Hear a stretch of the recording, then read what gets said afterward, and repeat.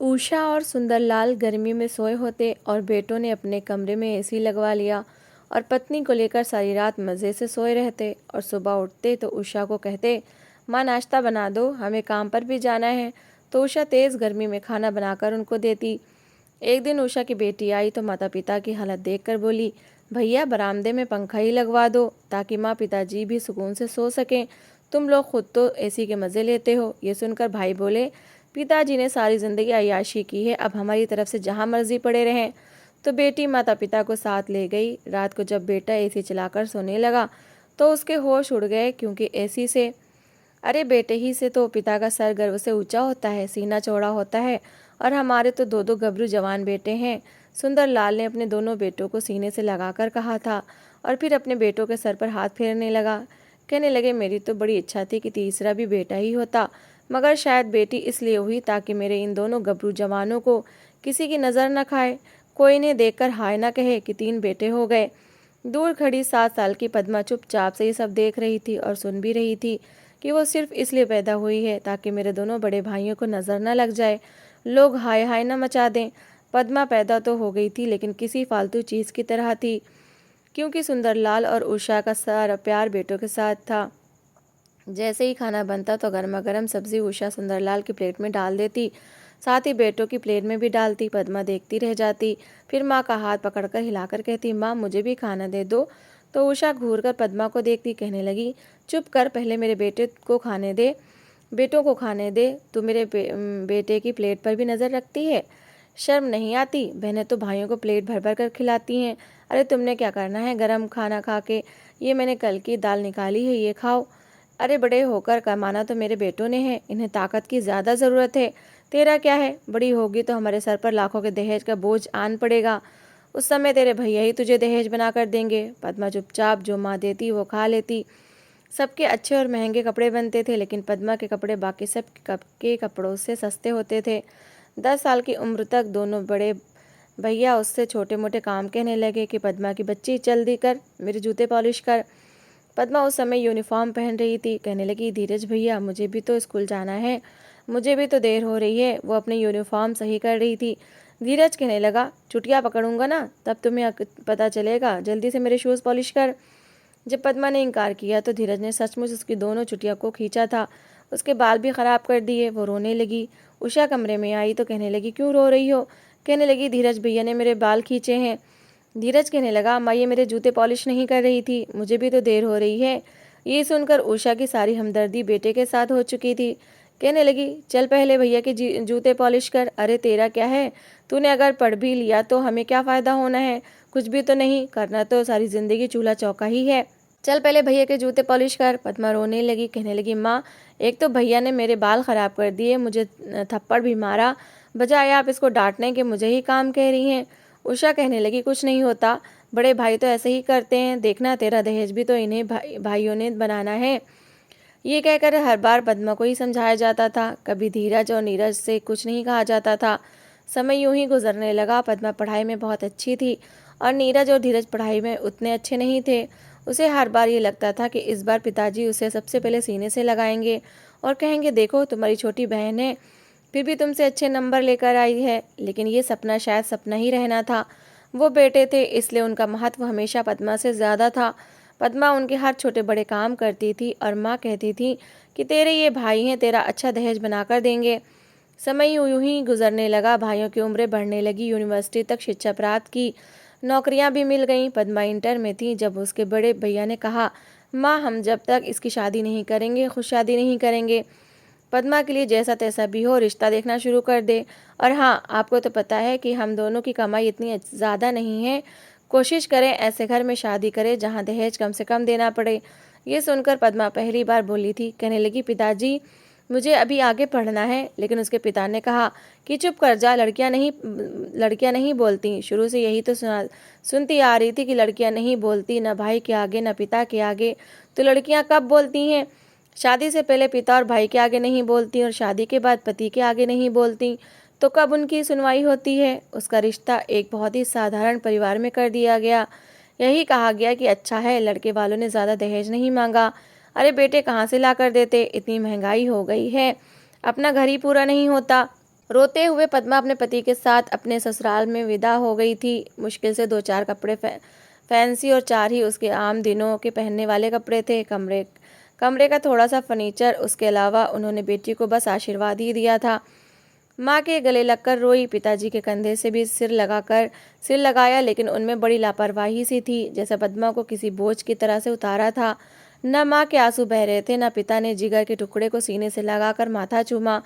बस कहा कि भगवान हमेशा खुश रखे। माँ के गले लगी तो दिल भर आया था, लेकिन माँ ने कान में कह दिया, देख अब विदा होकर जा रही है ना, पीछे नजर मत रखना, जैसा तैसा भी ससुराल हो उसी पर गुजारा कर लेना।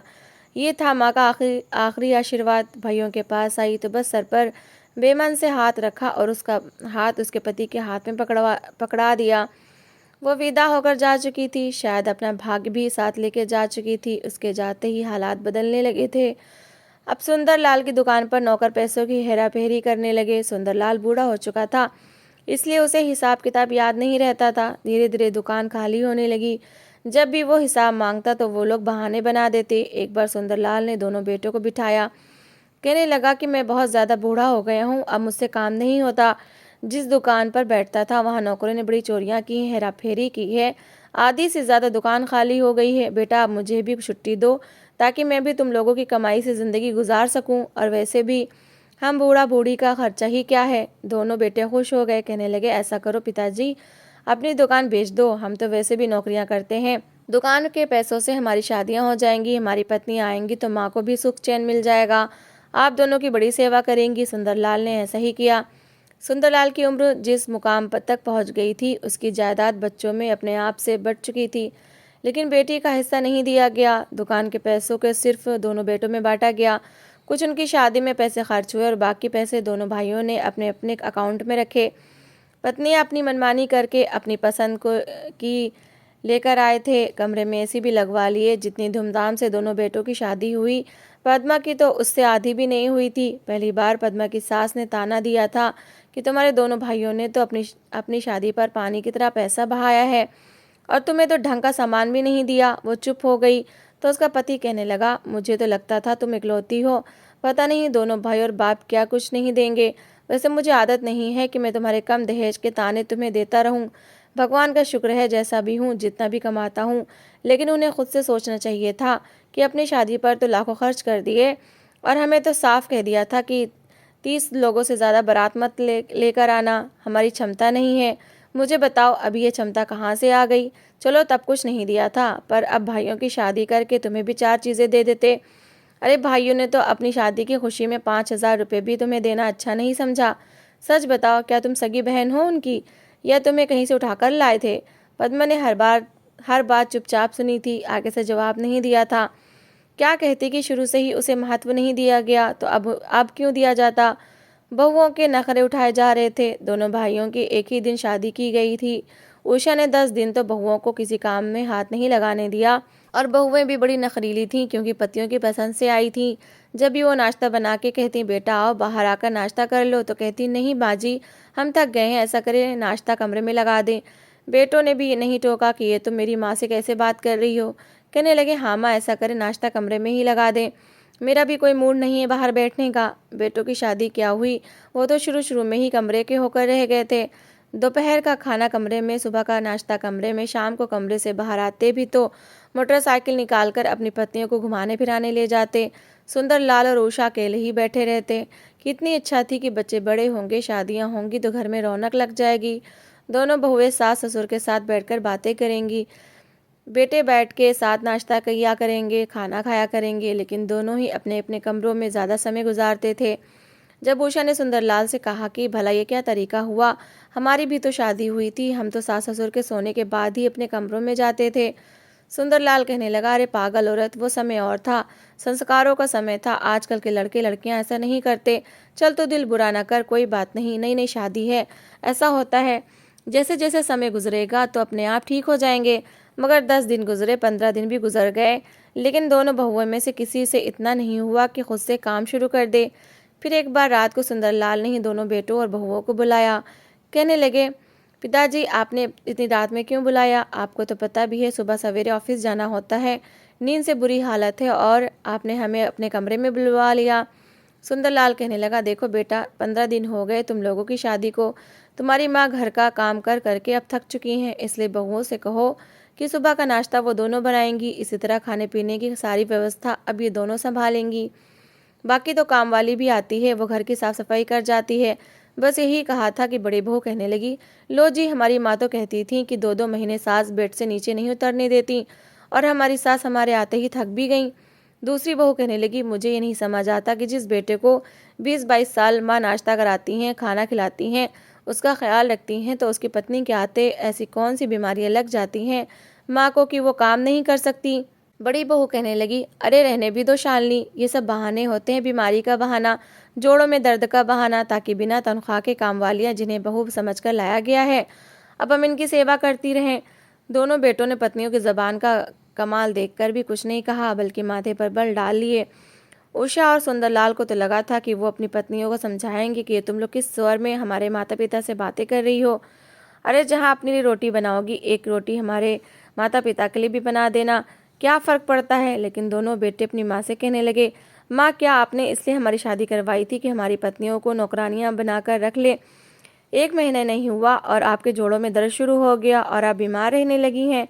पहले तो कभी नहीं रहती थी। उषा कहने लगी, बेटा, पहले भी मेरी तबीयत कहाँ ठीक रहती थी, तुम जानते तो हो। 2 साल से शुगर है, मैं कैसे अपने आप को घसीट घसीट कर चल रही थी, ये तो मैं जानती थी, लेकिन पता था कि करना मुझे ही है। लेकिन अब जब तुम्हारी पत्नियां आ गई हैं तो कुछ जिम्मेदारी भी तो इन्हें भी उठानी चाहिए। बाकी घर की साफ सफाई के लिए तो कामवाली लगी हुई है। दोनों बेटे मुंह बनाए पत्नियों के हाथ पकड़े अपने अपने कमरों में जा चुके थे। उषा और सुंदरलाल एक दूसरे की शक्ल देखते रह गए। सुबह सुबह उषा सुंदरलाल के लिए नाश्ता बना रही थी जब बड़ी जल्दी में किचन में आया और देखा कि माँ नाश्ता बना रही हैं, तो कहने लगा, माँ, एक अंडा मेरे लिए भी फ्राई कर दें, और पिताजी की चाय बना रही हैं तो मेरे लिए भी बना दें। अंजलि की तबीयत कुछ ठीक नहीं है, उसके सर में बहुत दर्द है, मुझे नाश्ता बना कर दे दे, मुझे ऑफिस के लिए देर हो रही है। ये कहते हुए वो कलाई में घड़ी चढ़ाकर बांधने लगा। अच्छा, आ जाओ बेटा, बैठो, मैं बनाती हूँ। अभी वो दोनों बाप बेटे का नाश्ता बना के फ्री हुई थी कि छोटी बहू किचन में आ गई, माथे पर बल डाले हुए थी और कहने लगी, सामान कहाँ रखा है? बड़ा अजीब और ऊंचा स्वर था। उषा कहने लगी, बेटा, फ्रिज में अंडे भी रखे हैं, ब्रेड है, साथ में दूध भी है। अगर नीरज ने पराठा खाना है तो आटा भी गूंधा हुआ पड़ा है। कहने लगी, पराठा पराठा वराठा मैं तो नहीं बना रही, मुझसे नहीं बनते पराठे। पता नहीं बच्चों को सर पर क्यों चढ़ा रखा है कि सुबह सुबह पराठा बना कर दो। बड़े गुस्से से उसने चूल्हे पर फ्राई पैन रखा और अंडा फ्राई करने लगी। कहने लगी, भाभी कहाँ है? वो किचन में क्यों नहीं दिख रही? तब तक उषा ट्रे में नाश्ता और चाय के साथ कप रख चुकी थी। कहने लगी, उसके सर में दर्द है। कहने लगी, वाह जी वाह, ये अच्छा है, अंजलि मैडम के सर में दर्द है और मैं यहाँ मुफ्त की नौकरानी मिली हुई हूँ। अगर वो काम नहीं करेंगी तो मैं भी काम नहीं करूँगी। वो कहाँ की राजकुमारी है क्या? ये कहकर उसने बेदिली से कच्चा पक्का अंडा फ्राई किया। उषा देख रही थी, जितना नखरीला नीरज था उतने नखरे तो धीरज के भी नहीं थे। वो तो ज़रा सा कच्चा अंडा देखकर वहीं फेंक देता था।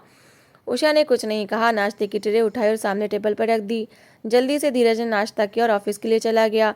जब तक नीरज टेबल पर आया तो गुस्से से उसकी पत्नी ने आधा कच्चा अंडा उसके सामने रखा और साथ में बिना सीके हुए ब्रेड के स्लाइस रख दिए। उसने एक नज़र पत्नी को देखा जो उसे गुस्से से देख रही थी और काले रंग की चाय का कप ला के आगे पटक के रख दिया। पहली बार ऐसा हुआ कि नीरज चुपचाप वही कच्चा अंडा खा के काली चाय पी के जा चुका था। उषा को अपनी जिंदगी में याद नहीं कि कभी नीरज ने अपने स्वभाव के विरुद्ध कुछ खाया हो। ज़रा सा भी कुछ उसकी पसंद का नहीं होता तो सबसे पहले वो प्लेट पीछे को खिसकाता था।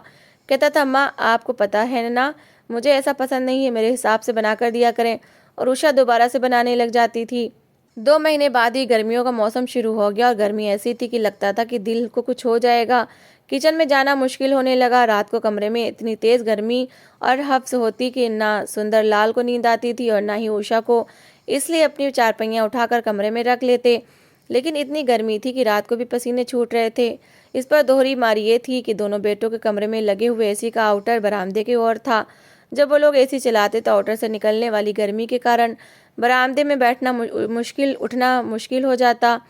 रात को एक तो गर्मी बहुत ज़्यादा थी, उस पर एसी का शोर और फिर आउटर की गर्मी।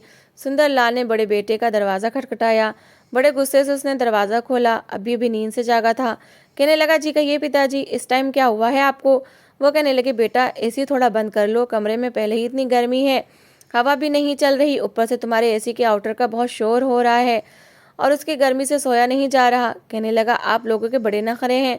अरे आपको नहीं पता कितनी गर्मी है, बरामदे में तो फिर हवा है, सुकून से इंसान सो सकता है, लेकिन कमरे बंद होते हैं, बिना एसी के गुजारा नहीं होता। आप तंग नहीं करें, सुबह ऑफिस जाना है, खुद तो आप सारा दिन आराम करते हैं, आपने करना ही क्या होता है, पूरा दिन तो घर पर रहते हैं, दोपहर को नींद पूरी कर लीजिएगा, क्या मुसीबत है। ये कहकर उसने दरवाज़ा ज़ोर से बंद कर दिया। वो बेचारा मायूस होकर जब बरामदे में आया तो देखा कि उषा पसीने से भीगी अपना सीना सहला रही थी। सुंदरलाल कहने लगा, क्या हुआ तुम्हें। कहने लगी, मुझे पानी दे दे, मुझे कुछ हो रहा है। तुरंत सुंदरलाल ने फ्रिज में से ठंडा पानी निकाल कर दिया। पानी पीने के बाद ही कुछ आराम हुआ था, लेकिन दोनों की रात जागते ही गुजर गई, क्योंकि इतनी गर्मी तो मौसम में भी नहीं थी जितनी एसी के आउटर की थी। सुबह 8 बजे के बाद एसी बंद हुआ था, लेकिन रोशनी और धूप तेज हो चुकी थी। रोते धोते दोनों बूढ़ा बूढ़ी के बेचारे अपने कमरे में ही लेट गए ताकि कुछ देर तो आंखें बंद कर सकें, लेकिन अभी नींद आई थी जब शोर की आवाज़ से आँख खुल गई। अरे मैं कहती हूँ, जो बर्तन तुमने गंदे किए हैं या तुम्हारे पति ने नाश्ता करके ख़राब किए हैं वो तुम धोगी। मैं तुम्हारे और तुम्हारे पति के झूठे बर्तन नहीं धोऊंगी। क्यों नहीं धोगी? देखो, बर्तन धोना तुम्हारी जिम्मेदारी है, मैंने भी तो तुम्हारे पति का और तुम्हारा नाश्ता बनाया है ना, तो चलो अब बर्तन तुम धोगी, दोपहर का खाना भी तुम ही बनाओगी, आटा मैं गूंद दूंगी, रोटियां तुम बनाओगी। रोटियां मैं बिल्कुल नहीं बनाऊंगी क्योंकि मुझे बहुत गर्मी लगती है। दोनों बहुएं आपस में लड़ रही थीं। शोर इतना था कि चाहकर भी उषा और सुंदरलाल सो नहीं पाए। सुंदरलाल कहने लगा, जाओ जाकर देखो क्या तमाशा लगा रखा है इन दोनों ने, इनकी तो बहस ही खत्म नहीं हो रही, पूरी रात सुकून से सोकर भी जीना हमारा हराम कर रखा है। ये सुनकर उषा किचन में आकर कहने लगी, किस बात पर बहस हो रही है। वो कहने लगी, आप तो चुप ही रहें, सीधी सी बात है, मैंने कभी अपनी माँ के घर में रोटी नहीं बनाई तो मैं यहाँ क्यों बनाऊँ। अंजलि ने हाथ बांधते हुए गुस्से से कहा था। शालिनी कहने लगी, अच्छा ये कोई राजकुमारी है क्या, ये रोटी नहीं बनाएगी तो ये समझती है क्या है, मैं इसको रोटियां बना बना कर दूंगी, बिल्कुल भी नहीं। अगर ये रोटी नहीं बनाएगी तो मैं भी नहीं बनाऊंगी। मैंने भी अपने माता पिता के घर में किसी काम को हाथ नहीं लगाया।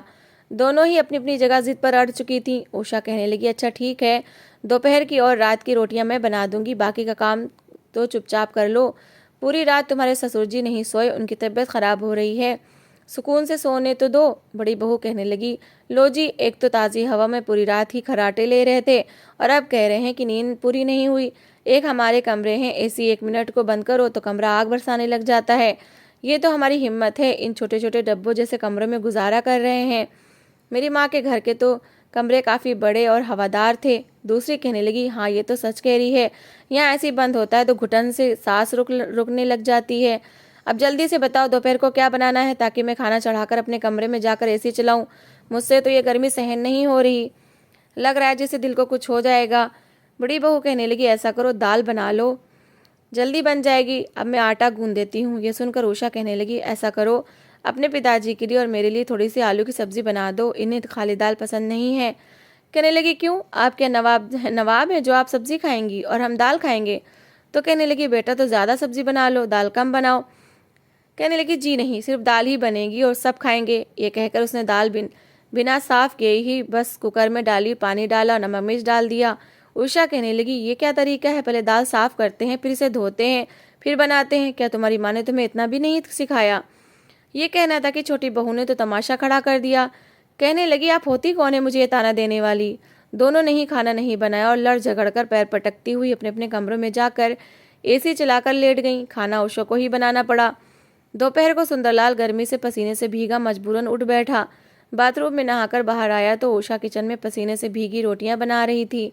कहने लगा, ये क्या कर रही हो तुम, दोनों बहुएं कहाँ हैं। कहने लगी, लड़ रही थी, झगड़ रही थी, गंदी दाल पका रही थी, मैंने टोक दिया तो बुरा लग गया, अपने अपने कमरों में जाकर सो गई हैं। सुंदरलाल के माथे पर बल पड़े। कहने लगा, ये कौन सा तरीका है। सुंदरलाल ने सोच लिया था कि वो दोनों बेटों से बात करेगा। शादी को 6 महीने होने वाले थे, लेकिन दोनों की पत्नियों किचन में घुसती और लड़ना शुरू कर देती। मजबूरन उषा को ही काम करके दोनों के बीच झगड़ा खत्म करना पड़ता। लेकिन जब सुंदरलाल ने रात को बात की तो दोनों ही भड़क उठे। कहने लगे, एक तो हम बड़े तंग आ चुके हैं, इतना इतना बिजली का बिल आ रहा है कि कमर टूट गई है। अरे 12,000 बिल आया है, घर के खर्चे पूरे करें या बिल भरे। मुझे तो लग रहा है ये जो पुराना पंखा बरामदे में लगा हुआ है ये ज़्यादा बिजली खाता है। मैंने सुना है कि पुरानी चीज़ें ज़्यादा बिजली खाती हैं। बड़ा वाला कहने लगा, यार उतारो इस पंखे को, इसने तो हमारा जीना मुश्किल कर डाला है। इतना बिल कौन भरेगा? हमारा बाप तो वैसे भी सब कुछ छोड़ छाड़ कर घर पर बैठ चुका है। बरामदे में लगा पंखा उतार दिया गया, लेकिन अपनी पत्नियों से ये कहने की हिम्मत नहीं हुई कि ज़रा ऐसी कम चलाया करो। दोनों पति पत्नी की सहनशक्ति खत्म हो गई थी। बरामदे में तपिश थी, एसी के आउटर की ओर पंखा भी नहीं था। कमरे में भी आग बरस रही थी। रात को तो दोनों पति पत्नी फूट फूट कर रोने लगे। जिन बेटों के नखरे सारी जिंदगी उठाते आए थे, उन बेटों ने तो माता पिता को फालतू सामान समझ लिया था। सुबह ही सुबह पद्मा 6 महीने बाद अपने माता पिता से मिलने आई थी। उसका पति उसे मायके छोड़ गया था। खुशखबरी सुनाने आई थी कि उसके पति की उन्नति हो गई है और अब उसने अपना घर भी बना लिया है। भगवान ने हर सुख सुविधा भी दी थी। मिठाई का डिब्बा लेकर आई थी, लेकिन जैसे घर में आई तो माता पिता को रोते देखकर हैरान हुई थी। कहने लगी, पिताजी, माँ सब ठीक तो है? आप लोग इतनी गर्म धूप में क्यों बैठे हैं और ये पंखा क्यों नहीं चल रहा? जब ऊपर देखा तो पंखा था ही नहीं। माँ सिसकियों से रोने लगी। कहने लगी, इस पंखे का बिल बहुत ज़्यादा आ रहा था बेटा, इसलिए पंखा उतार दिया तुम्हारे भाइयों ने। अभी तक कमरों में एसी चल रहे थे। छुट्टी का दिन था, इसलिए दोनों भाई कमरों में लेटे हुए थे और उनकी पत्नियां तो उठने का वैसे भी नाम नहीं लेती थीं। जैसे ही बेटे कमरे से बाहर निकले पद्मा को देखकर तो दोनों भाभियों के मुंह बन गए थे। उनकी शादियों के बाद वो पहली बार मायके आई थी। कहने लगी, लो भाई, अब ये मैडम भी आ गई, अब इनकी फरमाइशें चलेंगी। उषा पहले ही पद्मा को सारी बातें सुना चुकी थी। वो कहने लगी, जैसे तुम तो बड़ी मेरी माँ की सेवा करती हो, भैया आपको ज़रा भी एहसास है कि कितनी गर्मी पड़ रही है? खुद तो आप दोनों ने ऐसी लगवा लिए, पूरा दिन आपकी पत्नियां वहीं घुसी रहती हैं। माँ पिताजी के लिए पंखा तो रहने देते, कुछ तो हवा आती। वो कहने लगे, अच्छा तुम्हें इतना ही बुरा लग रहा है तो जाओ, तुम ले जाओ ना अपने घर में। अरे हम पाल रहे हैं, हमें पता है कितने खर्चे हैं माँ पिताजी के।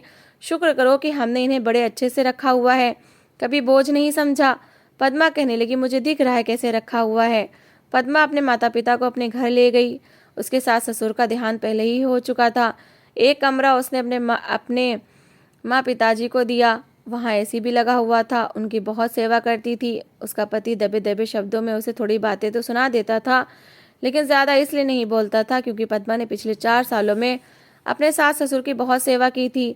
ससुर का देहांत तो शादी के 2 साल बाद हो गया था, लेकिन सास बहुत ज़्यादा बीमार रहने लगी थी।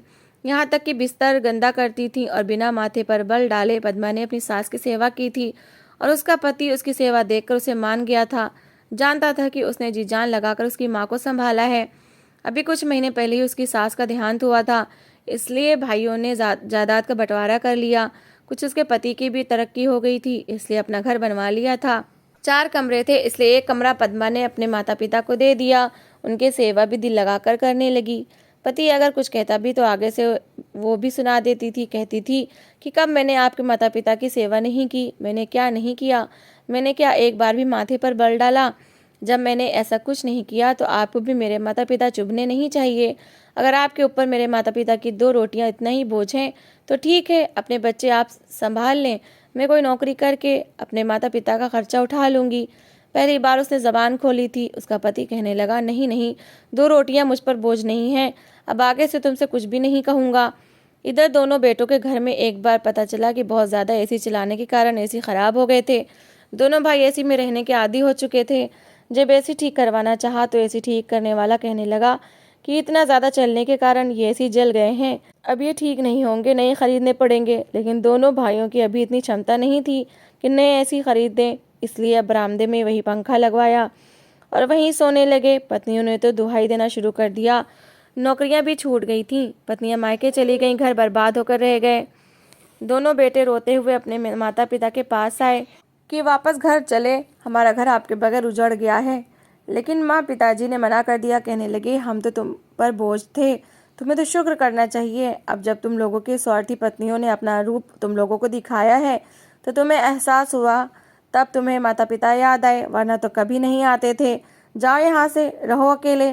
काश कि तुम दोनों की जगह भी भगवान ने हमें बेटियां दी होती तो ज़रूर हमारी ज़िंदगी अच्छी गुजरती। हमें पता नहीं क्यों बेटों पर गर्व होता है, लेकिन गर्व तो बेटियों पर करना चाहिए, जो बुढ़ापे में भी अपने माता पिता को नहीं छोड़ती हैं, जबकि बेटे स्वार्थी हो जाते हैं। तो दोस्तों, इस कहानी को लेकर आपकी क्या राय है, कमेंट बॉक्स में ज़रूर बताएं। और अगर आपको हमारी आज की कहानी अच्छी लगी हो तो प्लीज़ इसे लाइक ज़रूर करें। अगर आपने अभी तक हमारे चैनल को सब्सक्राइब नहीं किया तो ज़रूर कर लीजिए। तो मिलते हैं ऐसी एक और मोटिवेशनल कहानी के साथ। Thanks for watching.